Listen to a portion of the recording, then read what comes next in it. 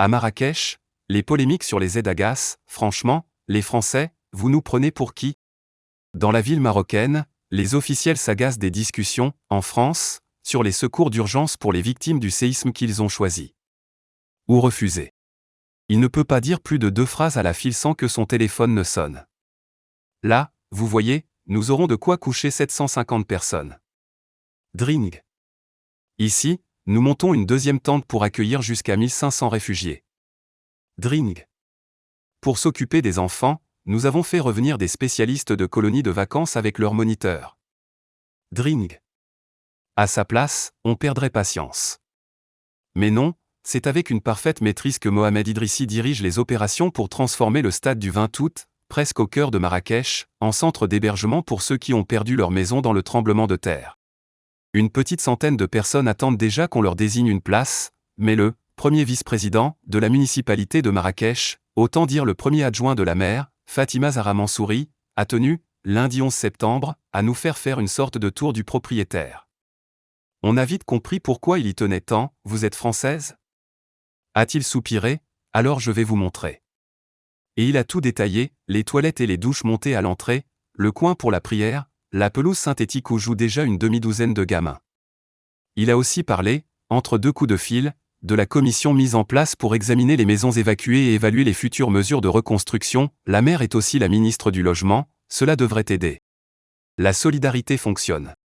Quelques minutes auparavant, une conseillère au sein du gouvernement marocain nous avait interpellés plus directement. Franchement, les Français, vous nous prenez pour qui? Des bougnoules?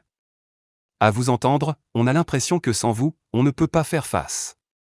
C'est que bon nombre de Marocains suivent les débats des chaînes de télévision françaises. L'émoi exprimé sur certains plateaux par des commentateurs vivant à Paris mais s'insurgeant que le souverain Mohamed VI ait accepté l'aide de l'Espagne, du Royaume-Uni, du Qatar et des Émirats arabes unis sans répondre à l'offre formulée par Emmanuel Macron agace, dans les cercles officiels.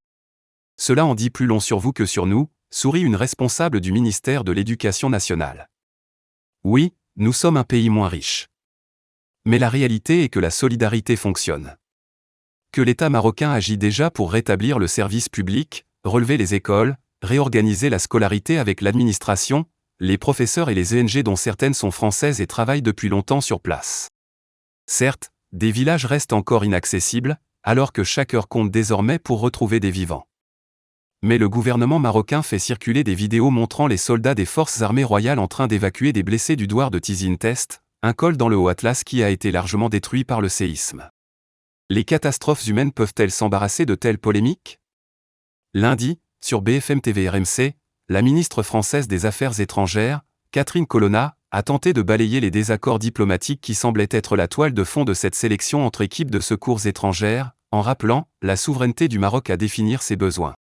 L'après-midi même, en l'absence de toute déclaration du roi Mohamed VI ou de parole officielle sur le sujet, BFM TV avait choisi de convier la journaliste marocaine Samira Sitaï, ex-directrice de la chaîne de télévision publique marocaine 2M.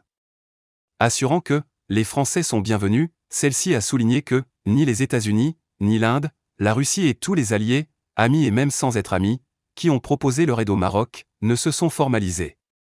Cette petite leçon de modestie à l'égard de la France lui a aussitôt valu de devenir la star des réseaux sociaux marocains.